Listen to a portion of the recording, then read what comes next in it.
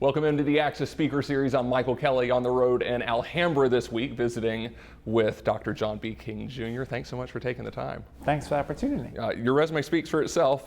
Former Secretary of Education under President Obama. You are now the President and CEO of the Education Trust. We don't get an opportunity to talk to cabinet secretaries very often, so let's start with this. A little bit of a loaded question, but can you explain the magnitude of the position? Yeah. Well, the Education Department has a very important role, really in two important respects. One, protecting student civil rights. There's an Office for Civil Rights that investigates when student civil rights have been violated.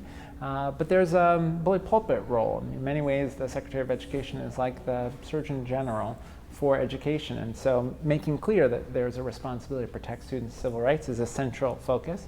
The other major focus is education equity, trying to expand opportunity for low-income students. Remember, the federal role in K-12 education is really tightly bound to the passage of the original Elementary and Secondary Education Act of 1965, which was a civil rights law. It was about getting resources to the highest needs kids to expand opportunity for them. The federal government also plays a big role in college access, the Pell Grant program, helping low-income students be able to afford college. So civil rights protection and education equity are the two core functions of the department, and it's a critical role for the future of our country. What's it like being in that role? Yeah. Well, a lot is defined by the president. It was an extraordinary privilege to work with President Obama, who just cares so deeply and passionately about education, as does Mrs. Obama. And actually, Mrs. Obama has an initiative called Reach Higher that's focused on helping first-generation students like her envision post-secondary success, go on to college and succeed there. And one of the things that I get to work on is the advisory board for Reach Higher. That's phenomenal. There are so many things that I want to talk to you about when it comes to equity, but I also want to go back to your childhood because I can't help but imagine that shaped who you are now. You lost both your parents very young. Both of them were educators, though, in New York City public schools. I always wonder, how much did they shape what you're doing today? Yeah. Oh, they had a very large impact. I mean, partly, I was very blessed, although they both passed away when I was a kid. I was very blessed that in those early years I had their love and attention and investment. And we know that early nurturing makes such a huge difference in kids' long-term development. I got to see my mom work firsthand because I was in an elementary school where she was the school counselor. So I always felt a sort of strong affiliation with the faculty of our elementary school because my mom was a part of it. My father had been a teacher and a principal and an administrator. He was retired when I was a kid, but he would share stories about his experience in schools. And so both of them sort of modeled what it is to be an educator devoted to expanding opportunity for kids. How much do you think they played a role in what you're doing now? Yeah. Well, certainly they were important models. I think, the other piece is that when I lost both my parents, it was teachers who saved my life, who made the difference for me. So my mom passed when I was 8. I lived with my dad, who was quite sick with undiagnosed Alzheimer's. So home was this place that was really hard. But school was consistent and supportive and nurturing, and I just had this series of phenomenal New York City public school teachers. So my parents' example, of course, shaped my trajectory, but so did the amazing teachers that I had that sort of helped keep me on the right path. My dad passed when I was 12. I moved around after that, different family members, different schools, but it was always teachers who gave me a sense of purpose and hope. Such formative years to be without your parents. You talk about the role that these educators played, and in a speech that you gave, you talked about Arne Duncan saying that education can be the difference between life and death. Did it save your life? Oh, no, there's no question. There's no question. I mean, I think for many young people who've experienced trauma, they can struggle as a result. I certainly did in high school. I actually got kicked out of high school. But it was teachers and a school counselor and mentors who stepped in and convinced me that I was more than just the sum of my mistakes. And that made a huge difference. It would have been very easy for folks to say, here's an African American Latino male, family in crisis, going to New York City public schools, struggling with authority, what chance does he have? And it would have been very easy for them to write me off. But I'm alive today because they didn't write me off. But it wouldn't have been very easy to have ended up going in a bad direction. It would have been very easy for me to be in prison today or dead today. But I'm doing the work that I'm doing because I had educators who believed in me. We were talking about this off camera, but ACSA has the Every Student Succeeding scholarship that is given to students who have overcome tremendous adversity to get to where they are today. When I sit down with them, so many of them say, I could have taken that other path. It's kind of the road less traveled. Do you think about that a lot, of just a couple decisions here and there that could have changed your life forever? Oh, absolutely. And I always say to folks, it's really luck. I was lucky to be in Mr. Osterweil's class. Mr. Osterweil was my teacher in 4th, 5th, 6th grade. He was a phenomenal teacher who made school this place that sort of fed intellectual curiosity in a way that made me want to be in school and made me care about education. That was a blessing. I don't know where my life would have been if I hadn't been in Mr. Osterweil's class. And so, I think one of the things we've got to do as a society is change the reality that for so many kids, it's just a matter of luck whether they end up on the right path or the wrong path. And we ought to have a society to make sure that every kid gets the support and investment that they need, that every kid has a positive relationship with an adult at school, that every kid has access to a rich, well-rounded curriculum that includes English and math and science and social studies and the arts. Right? We should do that for all of our kids. We should want for every kid what we want for our own child. You started your education career as a school teacher in Puerto Rico. What was that experience like for you? Well, my mother was born there. My mother was born in Ponce, and I wanted to have that experience of living there. I traveled there some when I was very little, before my mom passed, but I wanted the experience of living there. It was a fascinating experience. One of the things I came away thinking a lot about was the degree to which the economic system there is very stratified. There are people with a lot of wealth, and then there are a lot of people who are really struggling. We've seen the consequences of that in the aftermath of Maria. And I came away really wishing that the island was doing a better job helping young people develop a sense of appreciation for the degree of injustice and the need to change that injustice. I'm actually quite hopeful seeing now the kind of the level of organizing amongst young people there, which is a hopeful sign. But I really wanted to think about, after my teaching experience there, how do we help ensure that students are really advocates for a more just society?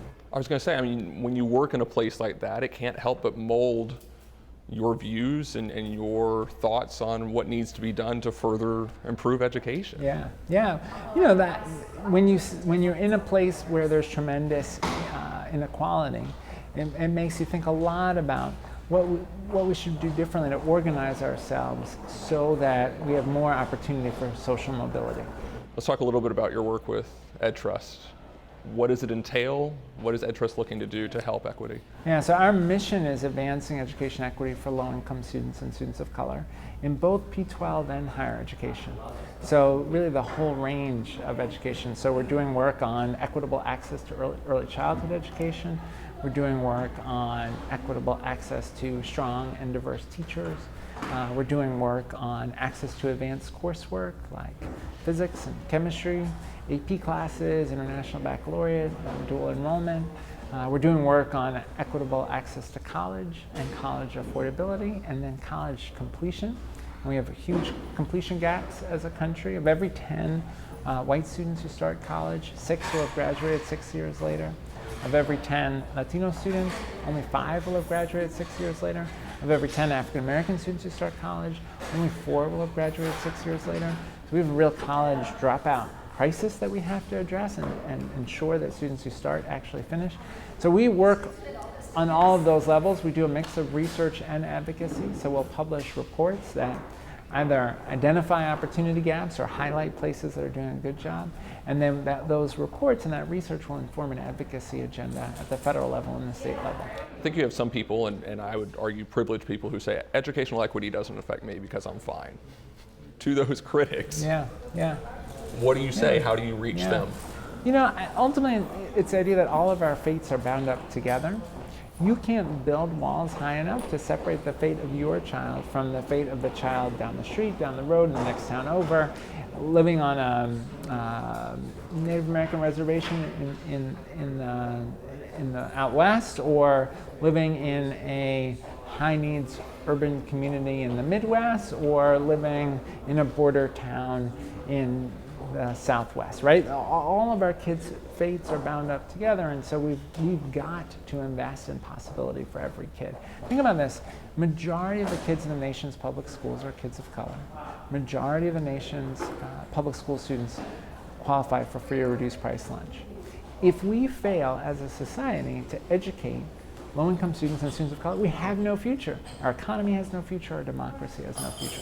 So we all have a stake in education equity because we all have a stake in the long-term success of our democracy. It's something as simple as help your fellow human. That's right. That's exactly right. That's what it boils down to. That's exactly right. If you are a good-natured person and you can help your fellow human, then that's right. That person's going to have success, and that makes the economy better. That makes our world better. That's exactly right. What big Obama-era initiatives are you most proud of from your time as Secretary of Education, and before that, Deputy Secretary? Yeah. Well, it's hard to name just one because there were a lot of important initiatives, but three quickly. One, the Every Student Succeeds Act, which is the federal education law, which really governs the role of the federal government in K-12 education.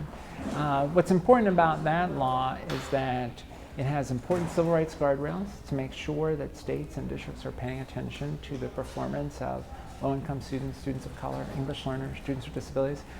But it also broadened the definition of educational excellence. In the No Child Left Behind era, there was somewhat of a narrowing, focused just on English and math and high school graduation as a way to think about educational outcomes.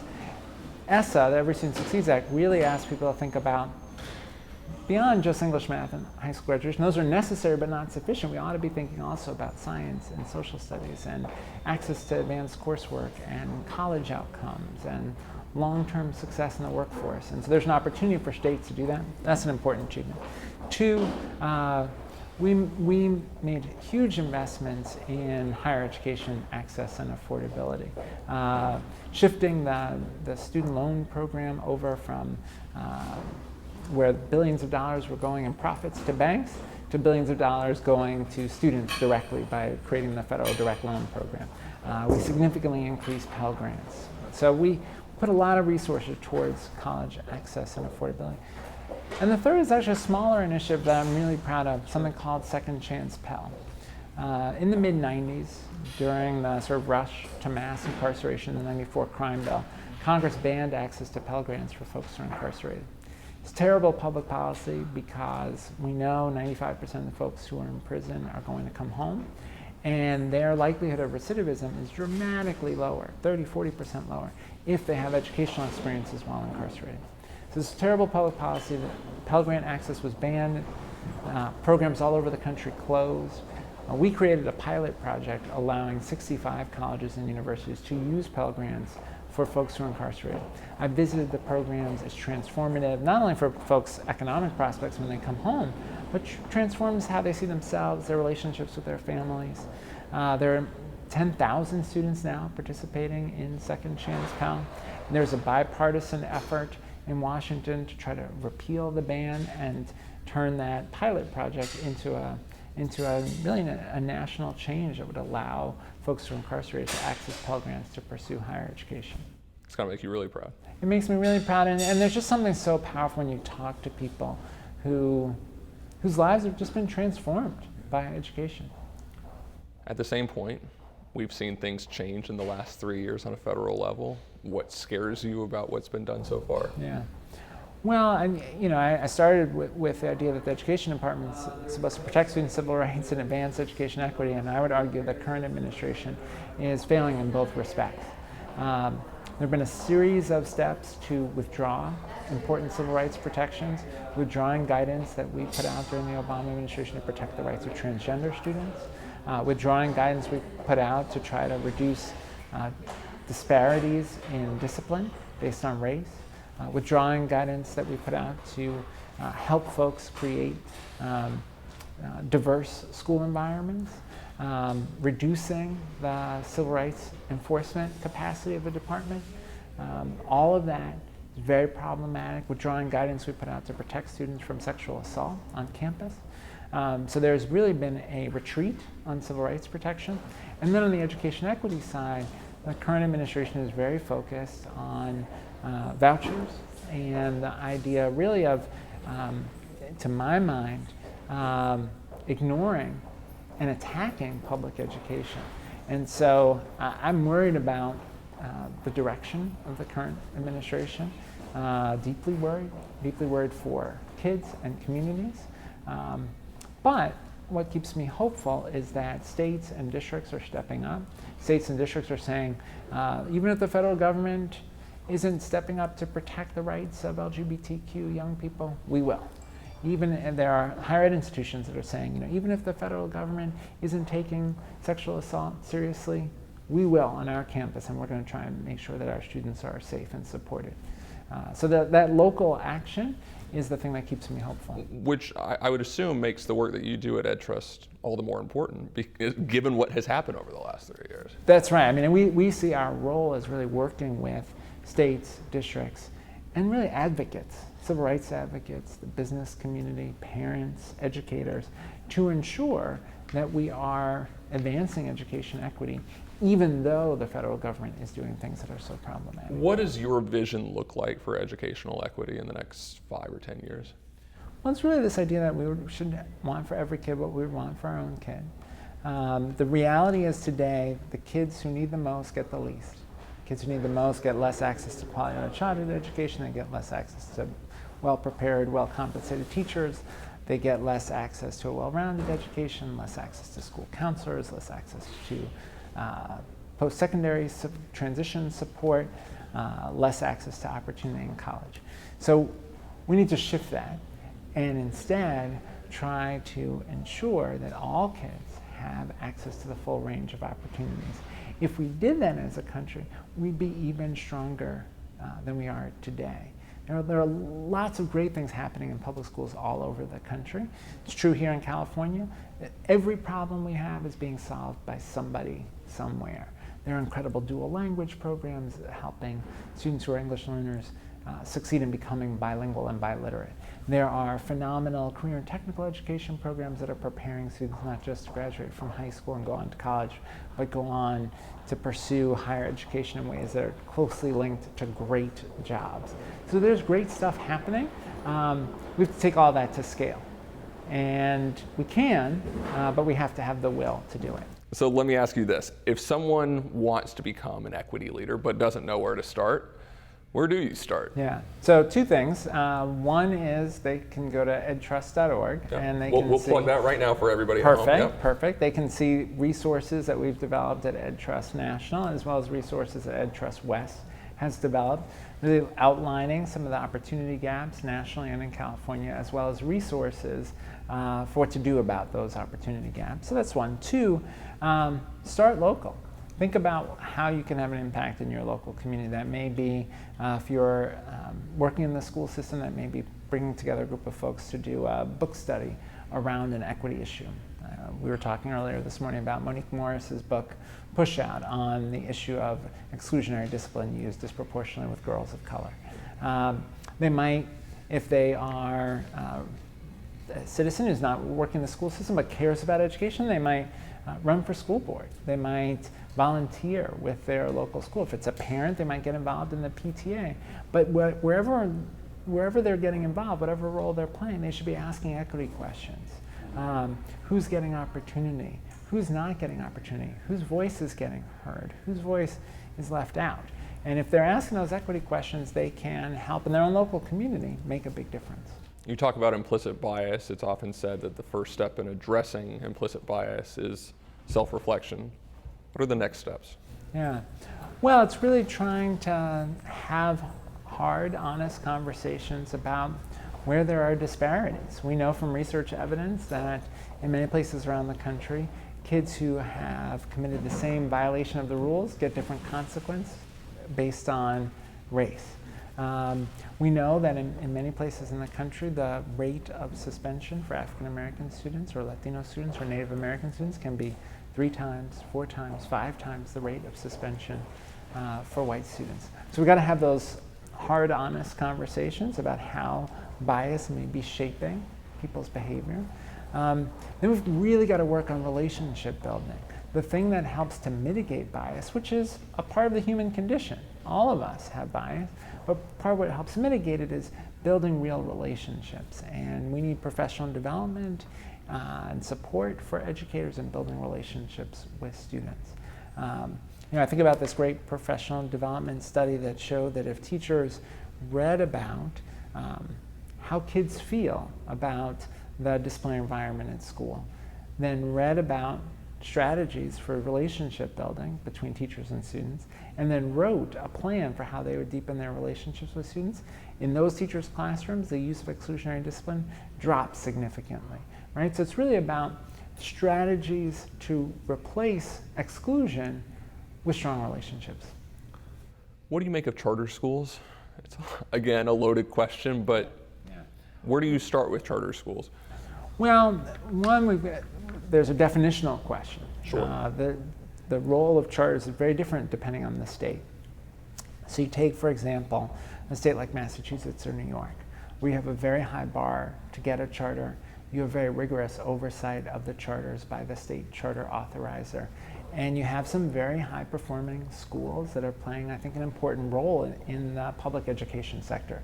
They are public schools providing unique opportunities to students with real accountability. That is radically different from what's happening in a place like Michigan, where you have a proliferation of for-profit charters. We have a proliferation of schools that are very low-performing. They're not creating a positive alternative for families, they're actually taking advantage of families. And in Michigan, you have terrible charter oversight, maybe one of the worst states for charter oversight.